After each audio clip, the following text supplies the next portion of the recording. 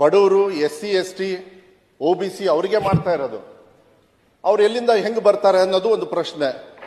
ಅವರಿಗೆ ಟ್ರಾನ್ಸ್ಪೋರ್ಟೇಷನ್ ಕೂಡ ನಾವೇ ಫ್ರೀಯಾಗಿ ಕೊಡ್ತಾ ಇದೀವಿ ಎಲ್ಲ KPS ಶಾಲೆಯಲ್ಲಿ. ತಾವು ಹೇಳಿದ್ರಿ 6ನೇ ಕ್ಲಾಸಿಂದ ನೀವು ಮಾಡಿ ಅಂತ ಹೇಳಿ.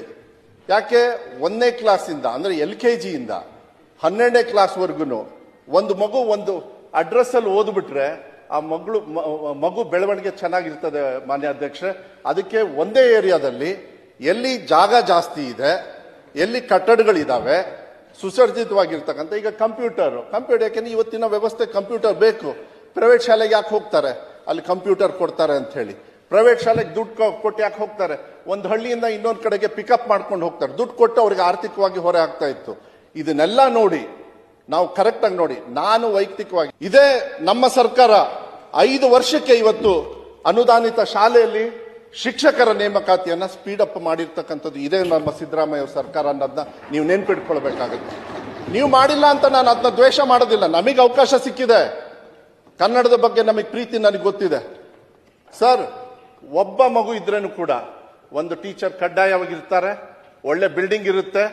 ಮಿಡ್ ಡೇ ಮೀಲ್ಸಿಗೂ ಕೂಡ ಒಂದು ವ್ಯವಸ್ಥೆ ಆಯಾ ಯಾರ್ಯಾರು ಇರಬೇಕು ಅದು ಕಡ್ಡಾಯವಾಗಿರ್ತಾರೆ.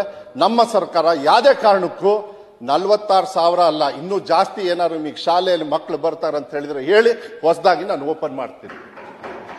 ಆದ್ರೆ 12,000 ಮಕ್ಕಳು, ಯಾಕಂದ್ರೆ 12,000 ಮಕ್ಕಳು 1,200 ಮಕ್ಕಳು ಒಂದೇ ವ್ಯವಸ್ಥೆಯಲ್ಲಿ ಓದಿದಾಗ ಅವ್ರ ಕ್ವಾಲಿಟಿ ಚೆನ್ನಾಗಿ ಬರ್ತದೆ. ದ್ವಿಭಾಷಾ ಇಟ್ಟಿದ್ದೀವಿ ನಾವು. ನೀವು ಹೇಳಿದ ಕನ್ನಡ ಶಾಲೆ ಕ್ಲೋಸ್, ಯಾರು ಹೇಳಿದ್ದು ಕನ್ನಡ ಶಾಲೆ ಕ್ಲೋಸ್ ಮಾಡ್ತಾರೆ ಅಂತ?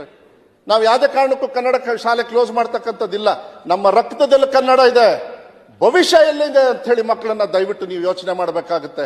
ಇವತ್ತು ಬೇರೆ ಬೇರೆ ಸಂದರ್ಭದಲ್ಲಿ ನಾನು ಅದನ್ನ ಬೇರೆ ಸಂದರ್ಭದಲ್ಲಿ ನಾನು ಚರ್ಚೆ ಮಾಧ್ಯಮದಲ್ಲಿ ನಾನು ಎಷ್ಟೊಂದು ಸತಿ ಹೇಳಿದ್ದೀನಿ. ನಾನು ಮನ್ಸಿಗೆ ನೋವಾಗುತ್ತೆ ಅಧ್ಯಕ್ಷರೇ.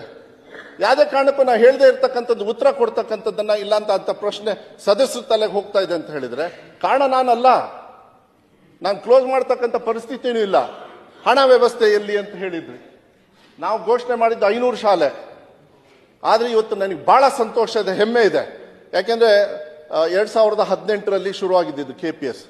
ನಿಮ್ಮ ತಲೆಮನೆ ಸದಸ್ಯರು ಪೂಂಜಾ ಅವರು ಇರ್ಬೋದು, ನಿಮ್ಮ ಸುನೀಲ್ ಅವರು ಇರ್ಬೋದು, ಶಿವಲಿಂಗೇಗೌಡರು ನಮ್ಮ ಕಡೆಯವರು, JDS ಸದಸ್ಯರು, ಅವರೆಲ್ಲರೂ ಏನಂದ್ರು ಗೊತ್ತಾ ಸರ್?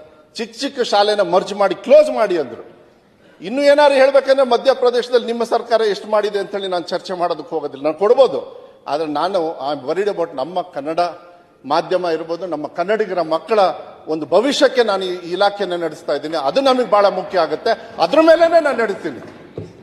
ಬಡವರಿಗೂ ಕೂಡ ಒಂದು ಕಡೆಗೆ ಒಳ್ಳೆ ಒಂದು ಶಿಕ್ಷಣ ಕೊಡುತ್ತೆ ಅಂತ ಹೇಳಿದ್ರೆ ಟ್ರಾನ್ಸ್ಪೋರ್ಟೇಷನ್ ಕೊಟ್ಕೊಂಡು ಮಾಡಬಾರ್ದ ಮಾನ್ಯ ಅಧ್ಯಕ್ಷ? 14 ವರ್ಷ ಯಾಕೆ?